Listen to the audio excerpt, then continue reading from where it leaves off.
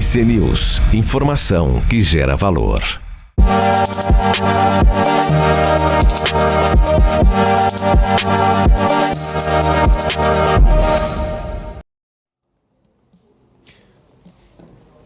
Olá, olá, boa noite a todos e bem-vindos a mais uns 60 minutos aqui na BMC. Hoje, terça-feira, dia 6 de junho de 2023 e estamos ao vivo, como todas as noites, para comentar com vocês as principais notícias do dia de economia, de política, finanças, negócios e internacional. E como sempre, tenho aqui comigo os comentaristas aqui do nosso 60 minutos, a professora Daniela Alves. Muito boa noite, professora. Sempre um prazer tê-la conosco. Uma boa noite, Carlos. Uma boa noite também aqui para o público da BMC News e aproveito também para desejar uma boa noite ao Marcelo Suano. E muito boa noite, então, ao professor Marcelo Suano. Sempre um prazer também tê-lo conosco. Boa noite, Carlos. Boa noite, Dani. Boa noite, essa equipe fantástica da BMC e a todo o público que nos acompanha. Vamos lá e vamos tocar adiante para trazer mais elementos para reflexão.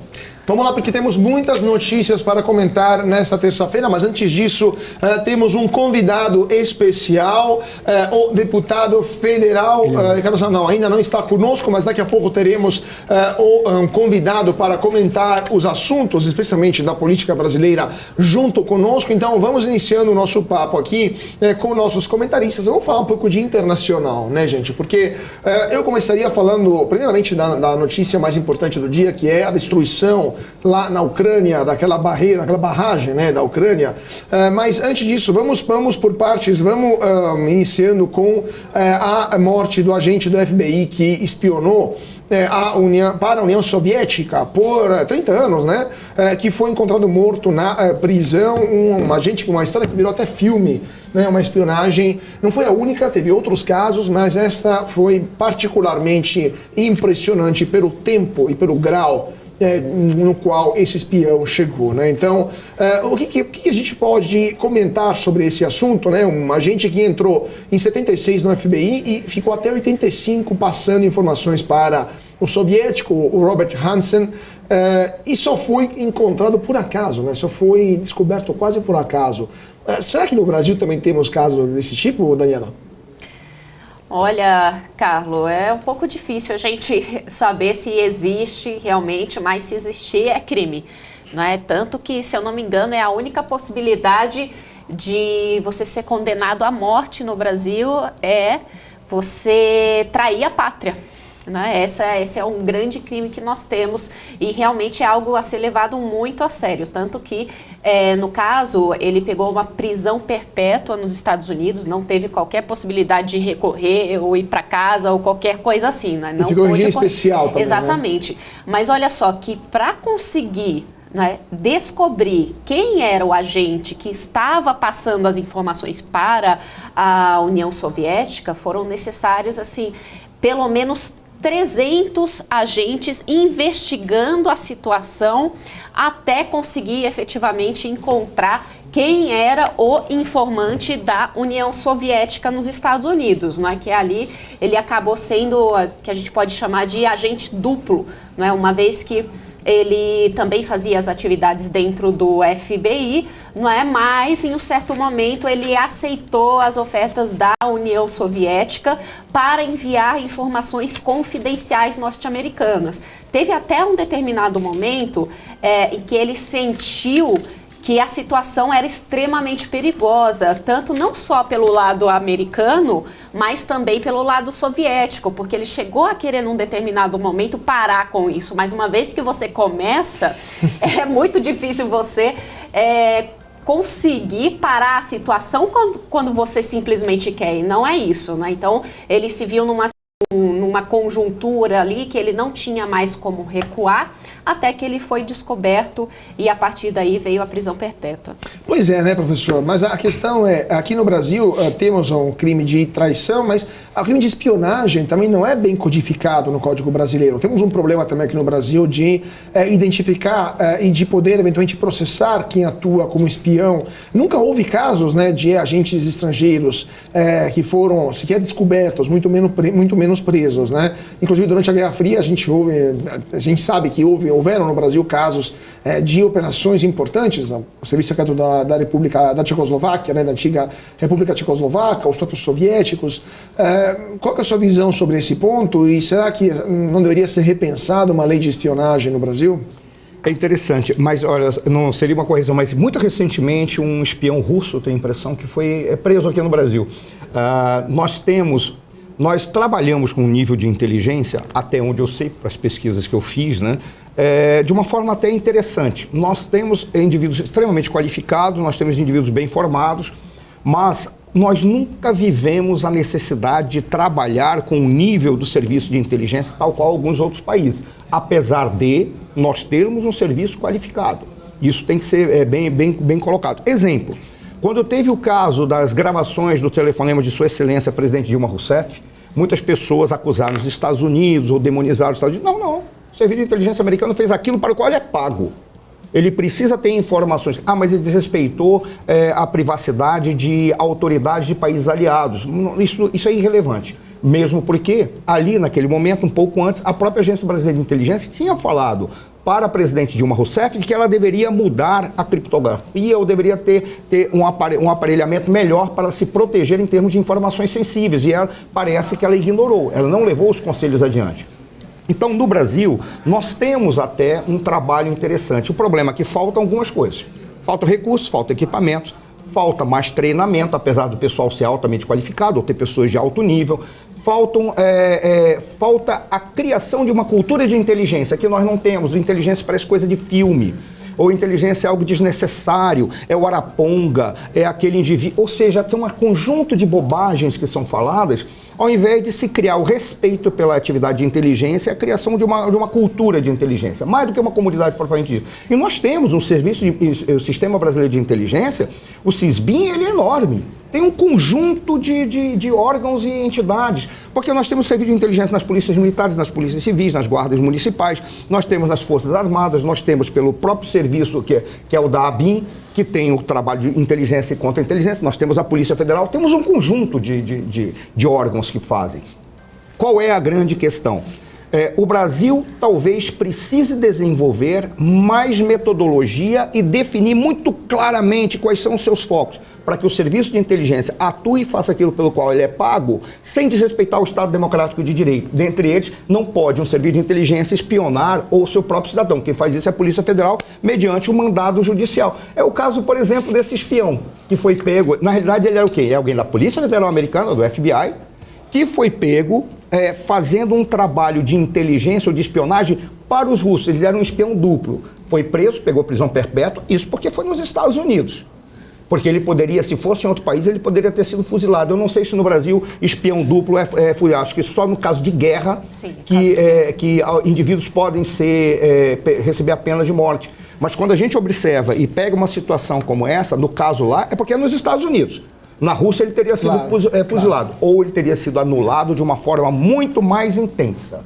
E a gente não sabe o que seria. Pois é, desaparecimento, a velha moda soviética. Falando sempre dos Estados Unidos, outra notícia também interessante é desse caso, dessa aeronave que foi abatida no céu de Washington, estava sobrevoando o território, o espaço aéreo da capital americana e foi perseguida por caças F-16, acabou mais do que abatida, acabou caindo sozinha, né? Acabou caindo, de fato, aparentemente o piloto estava passando mal, ainda não sabemos as causas, morreram 4 pessoas e ainda não se entende como uma aeronave, mesmo que de pequeno porte, mesmo civil, conseguiu sobrevoar tão de perto lugares tão sensíveis como a Casa Branca, como o Congresso americano, locais onde houveram ataques terroristas 22 anos atrás. Qual que é a sua opinião, Daniela? Esse caso é uma prova de que os americanos também têm problemas de controle do seu espaço aéreo? Porque em qualquer outra situação a gente imagina o caça teria sido abatido. Imagina se um caça russo chegasse até lá. Eles não conseguiriam interceptá-lo antes que chegasse tão próximo assim nos prédios do poder? Olha, Carlo, eu não diria que por essa situação, não é? Uma vez que ali muito provavelmente ocorreu uma situação em que o piloto ele ficou desacordado e a partir disso saiu da rota, não é? Então os americanos eles já estavam tentando a comunicação com aquele avião, não conseguiram, e aí vieram os caças para tentar fazer uma interceptação. Então eu imagino que eles já estavam entendendo que a situação ali não era uma situação de guerra, não é? Tanto que na verdade não ocorreu um abatimento do avião, não é? Exatamente como você explicou, ocorreu que o piloto teve esse problema e a partir disso o avião ele caiu por si, não é?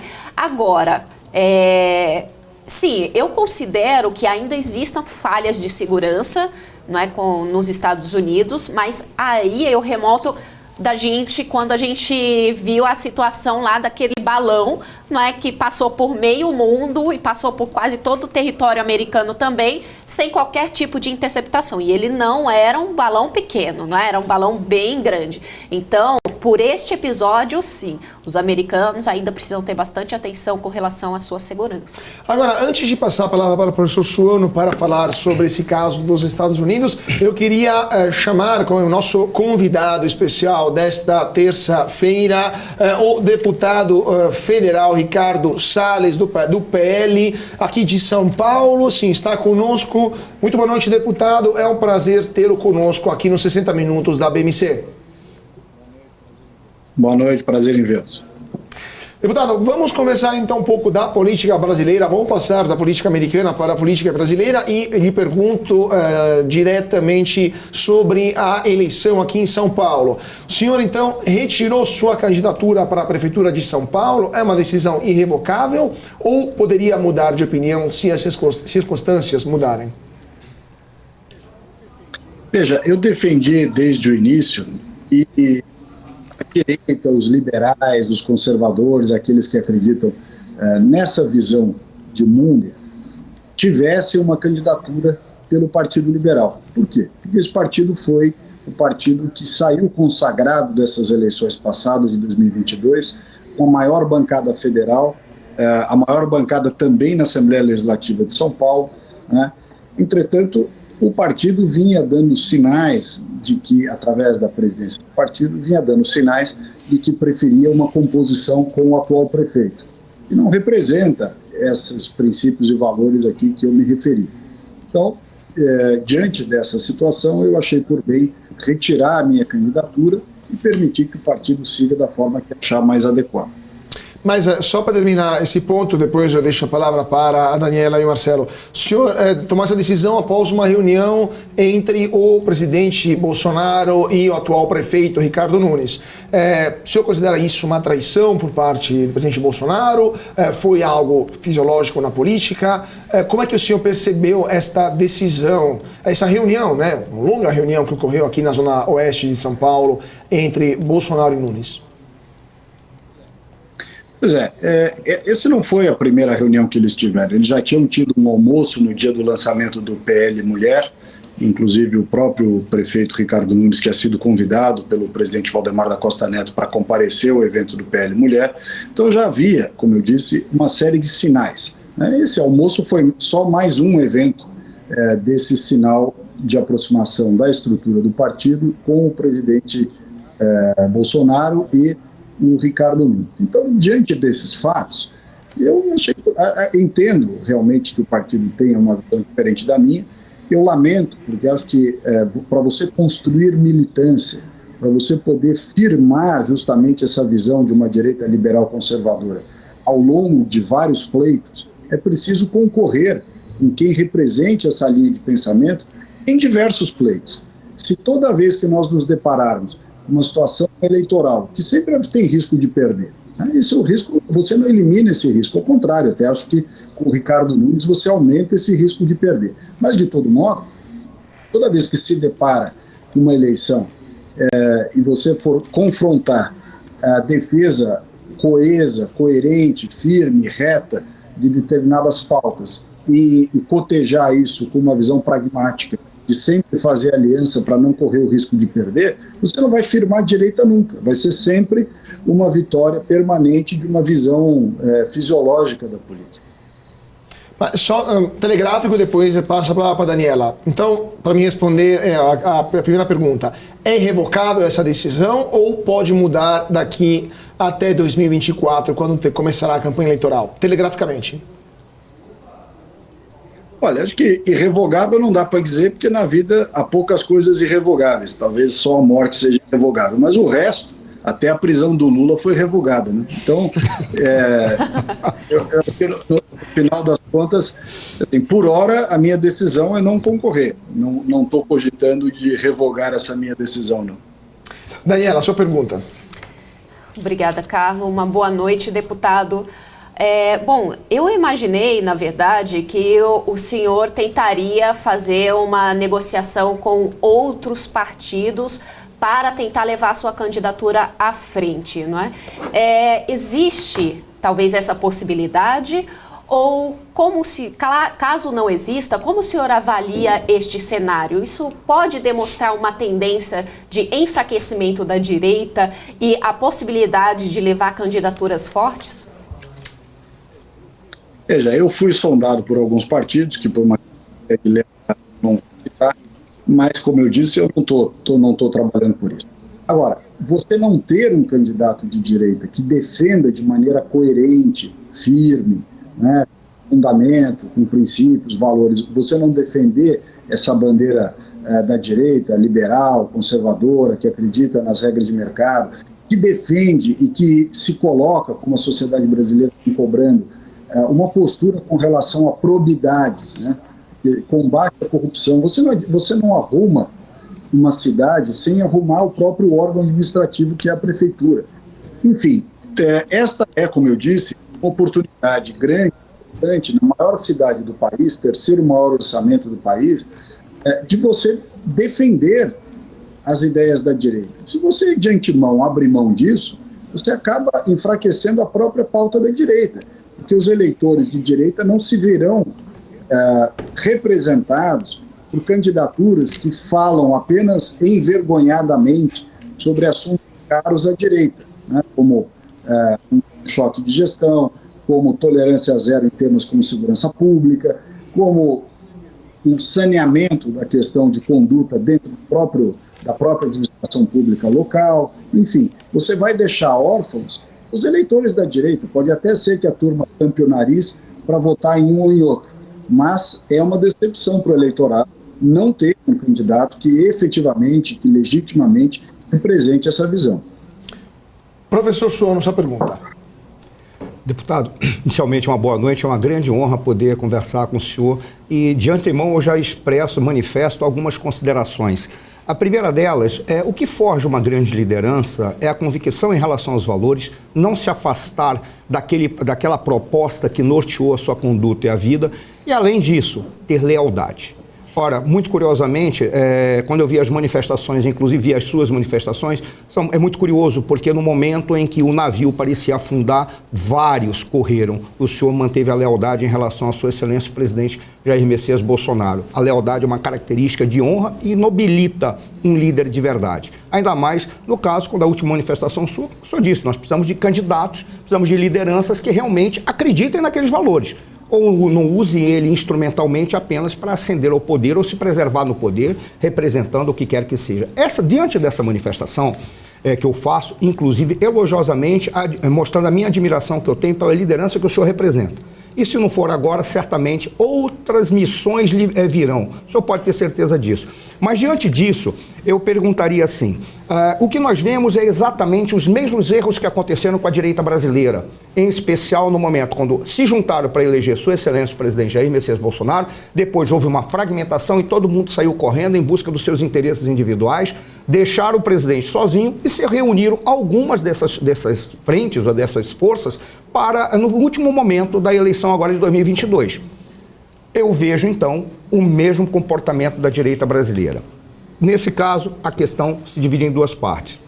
A primeira delas, o senhor acredita que esse fenômeno possa estar se repetindo agora e nós teremos um candidato à prefeitura que não terá condição de reunir a direita? Por quê? Porque não me parece que ele tem a mesma convicção em valores e programática que o senhor tem. Esse é o primeiro ponto. E segundo, a sua ida para um outro partido, que se por aventura isso acontecer, diante da sua qualidade moral e da sua capacidade de liderança, seria muito interessante e muito importante. Não podemos esquecer, o senhor foi eleito, foi o terceiro mais votado, eu creio, aqui de São Paulo. E aqueles outros 2 que ficaram perto do senhor são exatamente os eleitores que votariam na sua proposta, tanto quanto votaram na deles. Ou seja, o senhor me parece juntar todo esse conjunto de eleitores, mais do que qualquer outro. O senhor imagina que poderá acontecer uma fragmentação da direita e, mais uma vez, a direita vai cometer o erro de estar pensando sozinha, individualmente, de uma maneira mesquinha e por seus interesses individuais, que nós poderemos perder se não tiver um grande acordo, um grande pacto da direita para dizer, vamos acabar com essa brincadeira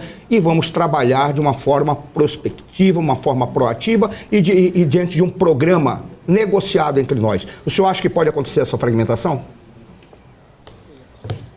Pois é, Sono, deixa eu colocar bem aqui, você fez muito precisa, muito apurada, de uma visão do que é ter unicidade de pensamento. Primeiro é importante fazer uma distinção. Eu acho que o brasileiro, inclusive, nossos cidadãos, já entenderam que a política mudou muito. E aquela visão exclusivamente eleitoreira, cujos cálculos político-partidário, alianças, que a turma convencionou chamar de pragmatismo, mas eu chamo de fisiologismo, né? Isso perdeu muito espaço na política brasileira. As pessoas cansaram daquelas alianças absurdas, né? E que não representam valores, não representam princípios, e que são apenas uma estratégia casuística para a chegada do poder ou para a manutenção do poder. E isso por uma questão notadamente patrimonialista, ou seja, divisão do poder, seja na esfera municipal, estadual ou até federal. Bom, isto também encontra, vamos dizer assim, uma espécie de fundamento numa separação muito clara entre os políticos que têm uma visão pragmática, que é a forma mais filosófica de dizer, ou fisiológica, ou até uma visão profissional da coisa, em comparação com as pessoas que têm uma visão mais ideológica, mais principiológica, é uma questão de opinião.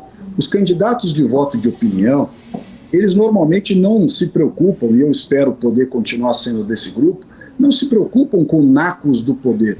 Eu não quero ser prefeito, ou não queria ser prefeito, para simplesmente ter acesso às secretarias e lotear essas secretarias ou as subprefeituras entre vereadores e partidos. Não tem nada a ver com isso, muito pelo contrário, até porque a minha visão de administração pública é privatizar o máximo possível, ou seja, diminuir o tamanho da máquina, não mantê-la ou crescê-la para poder dividi-la, né? Eu não acho essa visão equivocada. Mas a visão profissional, pragmática, fisiológica da política é diferente dessa. Aliás, é o contrário dessa. Vamos pegar o máximo do naco do poder que puder, dividir isso com quem precisar em termos de apoio, para continuar sempre no poder. E, portanto, essa visão é uma visão de quem não aceita perder. Porque quem vive da política, do ponto de vista econômico, financeiro, não aceita perder. A pessoa não pode ficar fora do poder. Ao passo de quem tem posturas mais ideológicas, mais de princípio, eu aceito perder. Se eu for a candidatura e eventualmente perder, é parte do jogo. Eu sobrevivo fora do poder. Eu sou deputado federal, não tenho um cargo, nem no governo federal, nem no governo estadual, nem em prefeitura nenhuma. Eu fui ministro do Meio Ambiente, não indiquei cargo em lugar nenhum. Eu fui secretário de Estado aqui em São Paulo mais de uma vez, não indiquei apadrinhado meu para cargo nenhum. Claro, trouxe pessoas para trabalhar comigo nas secretarias ou no ministério, mas não usei o meu cargo para ficar colocando apadrinhados meus em outros órgãos ou em outros entes federativos. Esta é a grande diferença entre os políticos do centrão fisiológico, esses profissionais da política, e políticos que têm uma postura mais firme, uma postura mais clara, uma postura mais ideológica e, portanto, do voto de opinião. Essa é a corrente com a qual eu me alinho.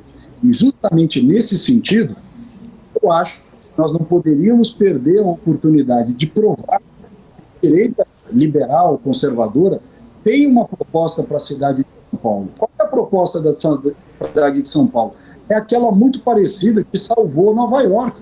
Nova York, da época do Rudolph Giuliani, quando o Rudolph Giuliani assumiu no começo dos 90, Nova York estava muito parecido, até obviamente não dá para comparar com São Paulo, mas uma situação análoga a São Paulo. Uma cidade que estava suja, dominada pelas gangues, cheia de drogados pela sociedade, pela cidade, muito insegura, mal iluminada, administração pública dominada por máfia, né? Então, veja só, claro que com as diferenças que precisam ser feitas, as ponderações e as ressalvas, mas São Paulo precisa de um choque de tolerância zero. Esse choque de tolerância zero, para funcionar na cidade, precisa ser iniciado dentro da administração pública. A moralização da máquina pública é pressuposto para você poder moralizar e arrumar a cidade. Para você ter um transporte coletivo decente, você precisa tirar justamente a captura do interesse público pelos grupos privados. Essa mesma lógica se refere, por exemplo, à máfia das creches, né? Se refere à máfia do lixo, à máfia da iluminação, à máfia do semáforo. Isso é no Brasil todo. Se a gente não tiver uma postura dura contra isso, não melhora. E para você justamente poder fazer isso, você tem que assumir uma candidatura que seja muito mais combativa e independente, né? Então, quando a direita propõe uma alternativa, quando a direita traz propostas, são muito baseadas nisso. O atual prefeito não é de direita, ele mesmo deu uma declaração ao Estado de São Paulo, dizendo que ele não seria o candidato da direita. O presidente Bolsonaro em 2022. Quer dizer, os eleitores do nosso campo ideológico devem estar se perguntando, mas que cazzo faz esse prefeito dentro do grupo da direita? Quer dizer, é uma negociação puramente fisiológica. Não vem com essa história de que o Guilherme Boulos ganha se não for ele, porque não é verdade. Eu acho que o Guilherme Boulos... Deputado, só interrompo. Eu só vou interromper só que essa questão que o senhor falou, depois eu passo lá para o senhor. O senhor falou que o Guilherme Boulos não vence se não for ele. Mas São Paulo, se a gente pegar a eleição em São Paulo por bairro, na eleição a deputado federal, o mais votado foi de fato o Guilherme Boulos. Então o senhor não acha que existe esse risco que o Boulos ganhe muito mais? O senhor foi um dos mais votados, junto com a Carla Zambelli, mas o Boulos dominou, se a gente vê o mapa da sede de São Paulo. O senhor não vê esse risco como real para uma eventual vitória do Boulos aqui na prefeitura? E lembrando, desculpe, deputado, lembrando que na última eleição a prefeito, o Boulos chegou no segundo turno e obteve mais de 44% dos votos, se não me engano. Veja só. O risco real do Boulos ganhar existe, mas o mundo não se divide entre o Boulos ganhar ou o Boulos perder. Nós não podemos simplesmente reduzir a eleição municipal de São Paulo a colocar qualquer um na prefeitura, ou manter qualquer um na prefeitura, só que do outro lado tem o Guilherme Boulos. Que raio de política é essa? Que a gente pauta as decisões de 12 milhões de paulistanos apenas e totalmente pela... Eu nem acho que é tão provável assim, se nós tivermos um bom candidato do lado de cá, de ganhar ou perder do Guilherme Boulos. Não tem cabimento essa visão. Até porque o Ricardo Nunes era mero vice do Bruno Covas. Ele só virou prefeito porque o Bruno morreu. Quer dizer, ele não foi eleito prefeito de São Paulo. Era um vereador de pouca expressão, que foi colocado como vice do Bruno Covas pelo Milton Leite, para manter aquele grupo ligado à Câmara dos Vereadores dentro da prefeitura, e ele só se tornou prefeito porque o meu colega, o Bruno Covas, que foi meu colega, infelizmente faleceu. Então não é que nós temos na prefeitura o Winston Churchill, nós estamos com o risco do Winston Churchill perder para o Guilherme Boulos. Nós temos uma cidade que está uma vergonha, perigosa, cheia de craqueiro espalhado a cidade inteira, um monte de problemas. Tem mesmo guardas, uma notícia deles achacando comerciantes no centro da proteção da Lândia. Outra notícia no jornal sobre temas da prefeitura. Outro dia foi preso uma subprefeita. Foi pego o chefe de gabinete da subprefeitura da Deputado, eu acho que temos um problema com o áudio do senhor. Eu só vou pedir para reconectar. Enquanto isso, vamos dar um rápido intervalo, mas eu vou pedir para a nossa parte técnica reconectar e retomar o raciocínio do senhor. Então, rápido intervalo, 1 minutinho e já voltamos de novo com Ricardo Salles para comentar sobre a Prefeitura de São Paulo. Não saia daí. que impacta a economia e o mercado global. Olá, muito bom dia para você que está aqui ligadinho na BMC News. Em tempo real, a abertura e a variação dos ativos na Bolsa de Valores. Notícias internacionais. Toda uma discussão aí referente à demanda chinesa. Paula Moraes e especialistas de diversas áreas te explicam os acontecimentos do dia. De segunda a sexta, às 9h30. BMC News. Informação que gera valor. Já pensou se não existisse essa pergunta? Teríamos cavalos mais rápidos? Mais telefones?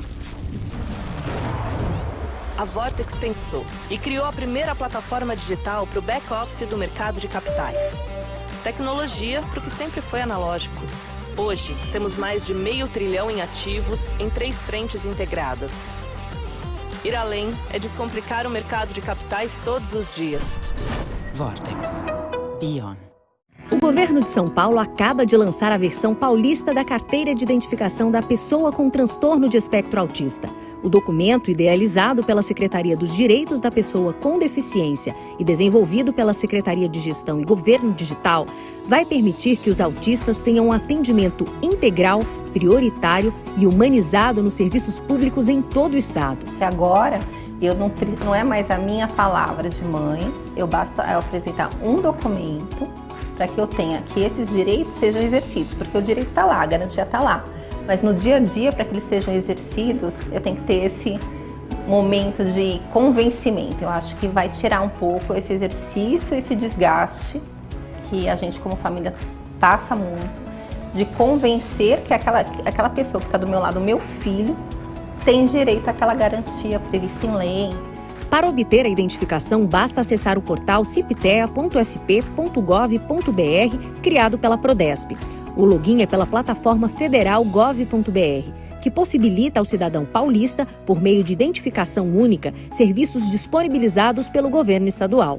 No portal é preciso preencher as informações solicitadas, anexar o laudo médico, uma foto e aguardar a aprovação para baixar e imprimir o documento. Também é possível gerar o PDF e salvar no celular. O Poupa Tempo do Canindé, na zona norte da capital paulista, é o primeiro a emitir e entregar o documento de forma presencial.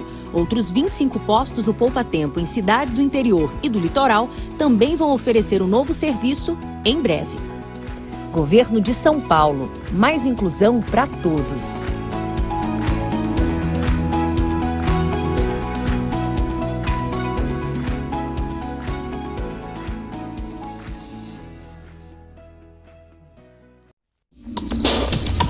O que acontece no mercado financeiro no Brasil e no mundo está na BMC News. São 24 horas de programação para ajudar o investidor na melhor tomada de decisão. Independência e jornalismo sério. Não estamos plugados em nenhuma instituição financeira. Isso nos dá a liberdade de levar a informação sem nenhum viés e sem conflitos de interesse. Ser a ponte entre as notícias, empresas, especialistas e os investidores. Tudo de uma forma dinâmica e com uma pitada de bom humor. Informação que gera valor, você sempre vai encontrar na BMC News.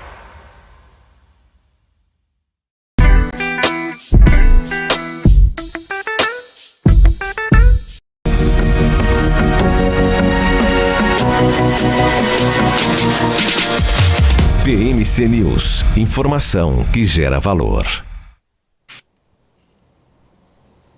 E de volta para os nossos 60 minutos desta terça-feira. Muito boa tarde, muito boa noite, aliás, para você que está se sintonizando agora. Estamos conversando com o deputado federal Ricardo Salles, que nesse momento estava conosco comentando sobre a Prefeitura de São Paulo.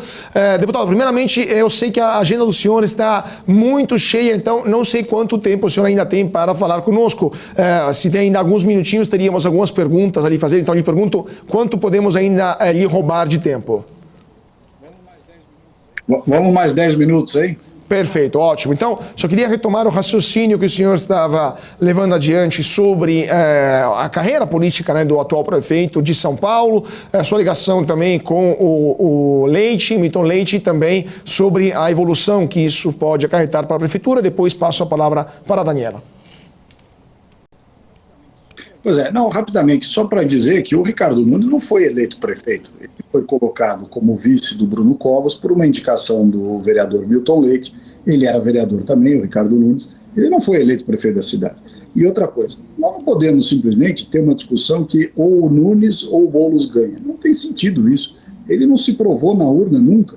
Ele não foi eleito prefeito da cidade. E ele não tem uma boa administração. A cidade está suja, mal cuidada, maltratada, cheio de craqueiro para todo lado, buraco para todo lado, com 34 bilhões de reais de caixa. Quer dizer, nem a desculpa de que não tem dinheiro, ele não tem. Então essa história de que é ele ou o Boulos ganha é uma ilusão. E nós não podemos discutir qual é o projeto da cidade de São Paulo simplesmente com uma discussão de qualquer coisa, senão o Boulos ganha. Não tem sentido. A cidade é uma cidade composta por gente inteligente, que vai saber identificar que pode ter uma boa prefeitura, honesta, que é eficiente, que se espelha nos melhores modelos, e não uma prefeitura que loteia todas as subprefeituras dos vereadores da cidade, não uma prefeitura que teve recentemente a subprefeita da Lapa presa em flagrante por corrupção, que teve o chefe de gabinete da subprefeitura da Moca preso também, porque foi pego recebendo um pix de 10 mil reais de uma propina de um alvará que estava cobrando. Quer dizer, isso não pode ser o projeto da cidade de São Paulo. A cidade de São Paulo não pode espelhar aquela realidade do filme Tropa de Elite que a gente... Daniela, sua pergunta. Obrigada, Carlos. Bom, deputado, o senhor acabou de falar, não é, um pouco sobre a situação da cidade de São Paulo, que realmente é uma cidade que tem muitos problemas e muitos deles até por falta de, eu diria, de gestão adequada mesmo, não é? Porque tem alguns problemas que poderiam ser facilmente resolvidos desde que você tenha vontade política. Por outro lado, o senhor também aponta que não devemos focar a discussão política apenas ali na possibilidade do Boulos ganhar. Mas, para além disso, né, a retirada da sua candidatura também nos levanta o elemento de que a questão fisiológica da política aqui na cidade de São Paulo parece estar acima das boas ideias de bons candidatos, não é? E, além disso, também acima dessa possibilidade de mudar a estrutura e trazer boas ideias e novas ideias aqui para a cidade. Portanto, dentro desse cenário, o porquê desistir, não é? Ou o porquê retirar a sua candidatura, se existe todo esse cenário de possibilidades dentro da cidade de São Paulo de apresentar boas propostas, não é? Ainda que se tenha essa questão do fisiologismo na cidade, e por outro lado ainda temos na esquerda um candidato que não mostra sinais de que quer desistir. A direita vai ficar órfã? Eu acho que com a saída do meu nome e a ausência de um outro candidato que não será o prefeito, certamente, a direita já está órfã, né? Ela precisa de um nome que a represente. Os conservadores, os liberais, a direita, enfim, com a minha saída dessa corrida à prefeitura, por enquanto, a não ser que venha o Marcos Pontes, que parece que está sendo aventado como candidato, ficará órfã. E por que eu saí? Porque o sistema eleitoral brasileiro, as regras do nosso sistema eleitoral impõem que para você ser candidato, você tem que fazer isso por um partido. Você não pode ser candidato autônomo, candidato de si mesmo. O que eu acho que seria muito bom para a política brasileira, você sair da dependência dos caciques partidários. Mas não é o que acontece. E eu sou um filiado do Partido Liberal, e, como mencionado aqui, o terceiro mais votado do partido, tive 640 mil votos, o quinto deputado mais votado do Brasil. Eu não posso simplesmente ignorar o fato de que, aparentemente, o que tudo indicava, o meu partido não ia me dar legenda. Se o partido não me der legenda, eu não posso concorrer. Suano, pergunta telegráfica para o deputado Salles, que também eu sei que está corrido. Deputado, eu vou fazer primeiro uma pequena manifestação acerca do que o senhor falou até agora. 2 pontos são essenciais. O primeiro deles, o senhor deu uma declaração que realmente choca a todos aqueles que estão querendo um projeto à direita. Porque ser de direita não é ficar se manifestando na rua. Ser de direita é ter um projeto de como resolver os problemas da sociedade. E o senhor falou algo que eu achei que representa muito do sentimento daqueles que estão à direita no Brasil. O senhor disse, ora, não se pode qualificar alguém como centro-direita e extrema-direita para tentar me afastar ou arranjar justificativa para que eu não participasse de um processo eleitoral. Porque foi escolhido alguém por razões de negociação pragmática. Isso é espetacular. A outra coisa que o senhor falou, não se pode reduzir essa eleição a uma Boulos e anti-Boulos. Ou seja, estão dando ao Boulos um protagonismo e uma relevância como se ele fosse a maior personalidade política de São Paulo, o que não é verdade. Ele é apenas um dos demais lideranças de esquerda e não é, da minha perspectiva, me parece que aquilo que ele conseguiu é teto, não é base piso a partir do qual se vai concorrer para buscar novos eleitores. Aqueles eleitores que não votam nele, me parece que é a maioria, e aí estaria o grande problema do que é configurar uma liderança à direita, como o senhor falou, já está órfã, realmente, porque a direita não tem, ela não está se apresentando unificada com um projeto político e um projeto governamental. Me parece que o senhor representaria isso. É interessante porque, ao contrário do que as pessoas pensam, a eleição para a Prefeitura de São Paulo ela está sendo vista no Brasil inteiro. E eleitores do Brasil inteiro estão dizendo é preciso ter um candidato forte, com um programa que tenha lealdade e tenha condição moral de trazer um projeto à direita. E o senhor corporificaria isso. Aí vem a minha questão. Ora, quando nós observamos o que o senhor está nesse momento, se o senhor se retira dessa candidatura, e por fato de estar no Partido Liberal, mas pode surgir outro partido, oxalá ocorra, né? Mas se o senhor se retira, o seu trabalho está na CPI do MST. Ali, o senhor já está fazendo um trabalho espetacular, porque como relator, o senhor está colocando as questões que são chaves. Qual é a possibilidade de ir realmente, concretamente, além do só o MST e trazer para as outras organizações do mesmo cunho que poderiam estar trabalhando de uma forma como o MST trabalha? Mesmo porque é muito interessante. O senhor citou o Rodolfo Giuliani. Quando o senhor mostrou a estratégia de atuação da CPI, me lembrou a estratégia do Rodolfo Giuliani, que ao invés de pegar no grande traficante, pega lá na ponta, porque da ponta você vai pegando os gerentes. Me parecia que era uma estratégia muito parecida. Então, o que pode ser feito ali, nessa CPI, para mostrar para a sociedade e responder para todos os brasileiros que olham no senhor como uma das lideranças, independentemente do senhor concorrer ou não aqui em São Paulo? Bom, Suano, o meu trabalho na CPI, obviamente que me dá exposição e que poderia ter ajudado aqui na questão da prefeitura, mas esse trabalho não depende da prefeitura. Eu disse isso desde o começo, embora o pessoal da esquerda tivesse me atacado, dizendo que eu estava usando a CPI para me promover por causa da campanha, que eu queria trazer o Guilherme Boulos para discussão só para antecipar a eleição. Isso é uma bobagem. Na verdade, o que a gente está discutindo na CPI é um conceito fundamental para o desenvolvimento do país, que é a garantia do direito à propriedade privada. Qualquer país que não garante a propriedade privada, que não defende a propriedade privada, que não dá segurança jurídica e previsibilidade à propriedade privada, é um país condenado à pobreza.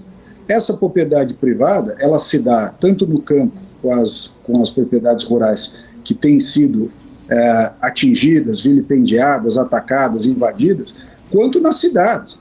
Não há dúvida de que nós estamos vendo invasão de propriedade pública e privada, depredação de patrimônio público e privado, extorsão, coação, uma série de crimes, e não é à toa que o Zé Rainha e a turma dele foram presos aqui por São Paulo, e continuam presos, diga-se de passagem, porque esses crimes, eles são comuns. O esbulho possessório, ele é crime na cidade e no campo. A destruição de patrimônio público e privado é crime na cidade e no campo. O sequestro, a coação, a extorsão são crimes na cidade e no campo. Portanto, há sim uma conexão muito grande. Mais do que isso, o motivo que criou esses movimentos, essa turma fala, uns falam de acesso à terra, reforma agrária, outros falam a luta por moradia, mas o que motivou a criação e o movimento e essas ações no Brasil inteiro, muito mais uma questão de arregimentação política, de manipulação desses coitados, desse pessoal mais humilde, por razões políticas e, em alguns casos, por razões econômicas, ou seja, para obtenção de vantagem indevida, que é justamente, repito aqui, o motivo pelo qual o Zé Rainha e a turma dele foram presos há questão de um mês atrás, e continuam presos, porque manipularam as pessoas para ir para a porta das fazendas, extorquir o proprietário rural, ou ao contrário, extorquir o proprietário rural para deixar a fazenda já invadida. Isso sem falar de uma série de outros crimes. Portanto, volto aqui a dizer, a importância disso. A importância é a defesa de um valor fundamental para o desenvolvimento de qualquer país, que é o reconhecimento, a defesa e a previsibilidade, a segurança jurídica da propriedade privada. Este é um conceito que ele é inegociável. E é isso que está sendo defendido naquela CPI. Não se trata só de identificar os membros do MST, de mostrar por analogia e por fatos que a Frente Nacional de Luta, a Via Campesina, a CONTAG, a Liga dos Camponeses Pobres lá de Rondônia, ou até o próprio MTST, são braços de uma mesma lógica, de um mesmo modus operandi, de um mesmo grupo político que instrumentaliza os mais humildes e de pessoas que tiram vantagem, inclusive econômica, dessa instrumentalização. É isso que está por trás, no final das contas, de um princípio que está sendo demonstrado lá. É claro, o objetivo maior nosso, evidentemente, é demonstrar os crimes que estes grupos de invasão de propriedade no campo praticam, mas nada impede que se faça uma analogia entre uma coisa e outra, porque há uma similitude absoluta entre uma coisa e outra. Elas são correspondentes, essas vertentes distintas que eu falei aqui. Perfeito. Então, vamos ver o que vai acontecer e vamos ver como é que vai ser a evolução na CPI do MST. Enquanto isso, agradeço muitíssimo o deputado federal Ricardo Salles, do PL aqui de São Paulo, por sua participação nesta terça-feira aqui nos 60 Minutos. Muito obrigado, deputado, e até uma próxima ocasião. Obrigado a vocês. Boa noite. Obrigado. Boa noite. E, gente, vamos então comentando as declarações, né, do deputado Ricardo Salles. Eu queria considerações finais de ambos, já que infelizmente nosso tempo aqui já está se esgotando. Daniela, você falou que a direita está órfã, o deputado também deu um sinal de que, de fato, falta uma liderança aqui na direita de São Paulo, mas aí eu te pergunto, mas não será que a figura do Salles como direita contundente, né, a direita que não teme dizer o seu nome, não seria um tiro no pé numa cidade que votou com tanta expressividade por um candidato de extrema esquerda, então aceitou uma esquerda muito radical? Então, uma direita radical não seria um jeito de não conquistar o eleitor de centro que não quer aquela esquerda tão radical? Mas veja, Carlos, o Boulos, ele se apresentou, todo mundo sabe que, na verdade, ele realmente é de extrema esquerda, não é? Tanto que defende o MST, defende invasões e tudo isso. No entanto, ele mudou completamente a figura para conseguir se candidatar à Prefeitura de São Paulo e tentar, de alguma forma, ampliar a sua base de apoiadores aqui dentro da cidade, porque muitos deles acabaram, com o marketing dele, tendo uma outra percepção do Boulos. Alguns diziam até para mim o seguinte, Dani, quando o Boulos passa aqui na periferia de São Paulo, parece até um candidato conservador, porque ele realmente precisou dar uma repaginada para tentar, de alguma forma, atingir o eleitorado.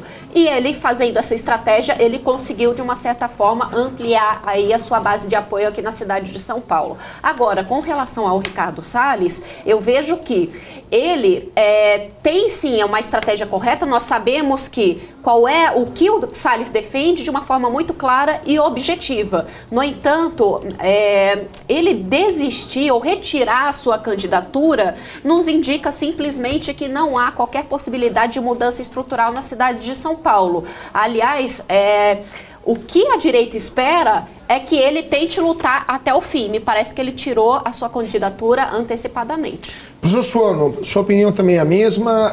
De fato, é necessário esse tipo de liderança aqui em São Paulo, ou é um risco de perder o eleitorado de centro para uma candidatura do outro lado que poderia angariar esse eleitorado? Veja, eu observo de uma forma distinta. O Boulos, ele pode ter recebido muitos votos, mas aquilo é o teto dele. E esse teto não supera a possibilidade de votos que seriam dados à direita. Qual é o grande problema que nós temos? Está sendo criado já, neste momento, já está sendo feito um trabalho de marketing eleitoral. E dentro do trabalho de marketing eleitoral, estão tentando convergir para a ideia de que existe um indivíduo que dialoga com todo mundo e existe alguém que é de extrema-direita. Não é o caso do Salles. O Salles, ele é fundamental naquilo que diz respeito aos valores. Por exemplo, ele defende a propriedade, defende a liberdade e defende a segurança. Por isso, ele usa estratégias precisas e ele não negocia naquilo que são os valores sagrados. Aí, isso significa que ele não dialoga com ninguém? Não, ele dialoga com todo mundo, desde que os valores não sejam jogados fora apenas por uma questão de loteamento de cargos ou chegar ao poder. Por isso que ele é tão importante na sua expressão da maneira como ele trabalha. Há outros candidatos que poderiam trazer para si esta concepção e este comportamento, mas o Salles representa ainda, neste momento, é jovem, ele é corajoso, ele está fazendo o trabalho que ele vai fazer na CPI. Por que eu fiz aquela pergunta? Porque as pessoas diziam que ele usava a CPI para ser prefeito, ele não está usando a CPI para ser prefeito. Ele não estava fazendo isso, ele estava usando a CPI para dizer, nós temos que continuar trabalhando pelos valores da nossa sociedade. E a nossa sociedade é uma sociedade que acredita na propriedade e acredita na liberdade, porque sem um, o outro não existe. Por isso que o trabalho dele na CPI é tão importante. Aí eu trago a questão que a Daniela trouxe. Foi muito cedo para ele renunciar. Em política, um dia é uma eternidade. Nós temos 365 dias, mais o que resta desse ano de dias. Nós temos tudo isso de eternidade. O que pode acontecer? O candidato que está sendo apresentado como mais viável pode se tornar, mostrar que ele não é tão viável quanto se imaginava. E o Salles pode voltar a ser aquele que carrega a esperança. Há outros. Nós poderíamos citar outras personalidades.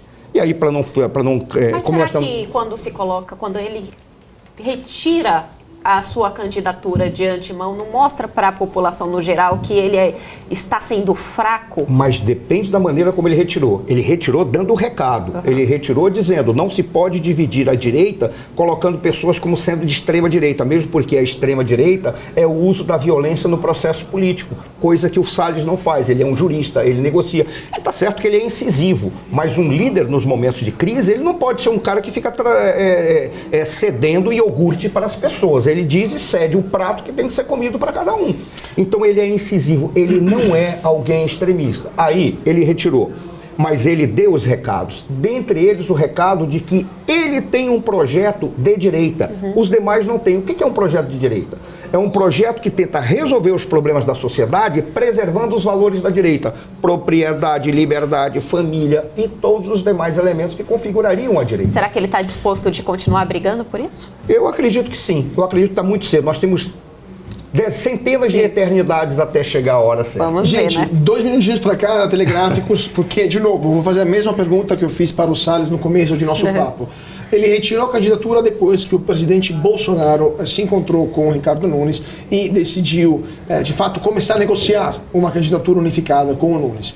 Vocês consideram isso uma traição do Bolsonaro em relação a uma pessoa que foi super leal com ele, até nos momentos mais duros, e que, de fato, encarou como um para-raios, muitas vezes, as piores bordadas, né, piores tiros, até verbais, claramente, que o Bolsonaro recebeu durante o seu mandato? Telegráficos, temos 1 minutinho para cada um. Daniela e depois Marcelo. Eu vou roubar uma frase do Marcelo Suano aqui, quando ele sempre fala o seguinte: não faz política quem tem rancor, não é? Então, a todo momento, cada político vai fazer o seu cálculo, a sua necessidade momentânea de sobrevivência. Portanto, eu vejo que o Bolsonaro, neste momento, ele está fazendo os cálculos deles, porque, aliás, ele está com muitos problemas para cuidar e para saber se ele ainda vai sobreviver ou não para as próximas eleições. Vamos ver então se de fato essa inelegibilidade possível do Bolsonaro vai orientar as suas decisões. Marcelo, sua opinião sobre isso? Telegraficamente, eu não digo que o Bolsonaro ele foi um traidor. Eu prefiro dizer que ele está fraco, está frágil.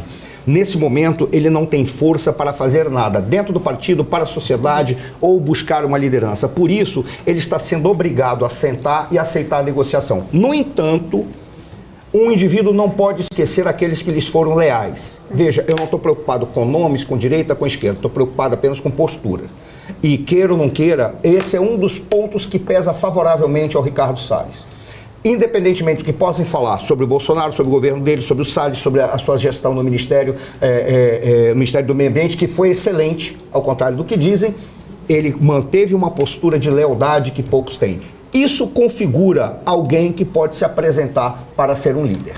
Por isso que, e veja, eu tive poucos contatos com o Salles até hoje. Então, por isso que eu olho para ele e digo, ele pode ser um dos grandes líderes, porque essa postura dele fica marcada. As pessoas podem discordar do que ele fala, mas não vão discordar nunca entre si sobre a postura e o comportamento dele. Por isso ele se apresenta como alguém que pode vir a ser. Só para terminar, Marcelo, a questão, o fato de ele ter sido ministro do Meio Ambiente, um setor tão delicado assim, ter falado aquela frase que de fato ficou marcada, né? Aquele vamos deixar passar a boiada. Não pegaria muito mal em um eleitorado urbano, como a cosmopolita, que tem muita ligação mais com beautiful people, né? Como se diz, como aqui em São Paulo. São Paulo capital não é o interior de São Paulo. Então, um eleitorado como o interior de São Paulo, que elegeu uma enorme bancada do PL, não é o mesmo aqui de São Paulo capital. Não seria um suicídio político para o Salles se lançar uma candidatura que poderia ter tudo para dar errado?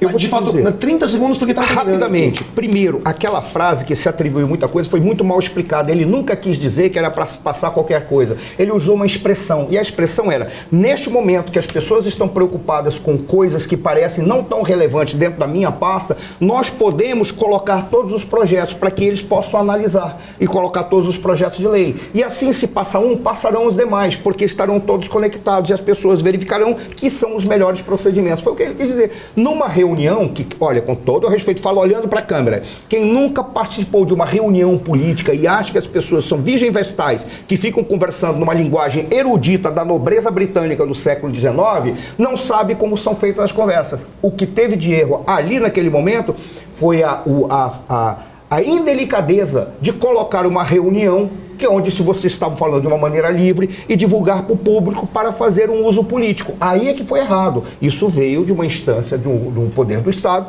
obrigando, porque ali foi um uso político. Mas qualquer reunião, aquele que tiver oportunidade, participe de uma reunião política. E participe de uma reunião política dos partidos de esquerda, ou grupos de esquerda que estejam fazendo reunião dentro do partido. Aquilo que foi falado ali, aquilo ali é conversa que se faz na ceia de Natal entre as crianças, perto do que os outros partidos falam. Então, este elemento não é negativo para ele, porque inclusive vai ser explicado à medida que as pessoas entenderem que ele não estava falando nada de criminoso, nada de ilegal, nada de irreal. Ele estava apenas usando uma figura de linguagem. Poxa, nesse momento a gente tem que aproveitar e continuar as nossas propostas, porque elas são boas para o país, era o que ele queria dizer.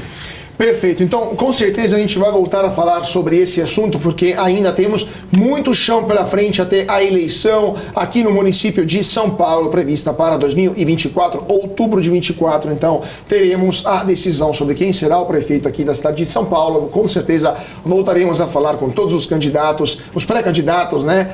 E também com nossos comentaristas aqui no estúdio, que eu agradeço muito por sua participação nos 60 minutos de hoje. A professora Daniela Alves, muito obrigado, professora, por sua participação. O professor Marcelo Suano também, muito obrigado, professor, e muito obrigado a você também que está seguindo a gente aqui na BMC, como todas as noites. Nossos 60 minutos se encerra por aqui, mas voltamos amanhã com mais entrevistas, mais debates e mais comentários sobre as principais notícias do dia de economia, política, finanças, negócios e internacional.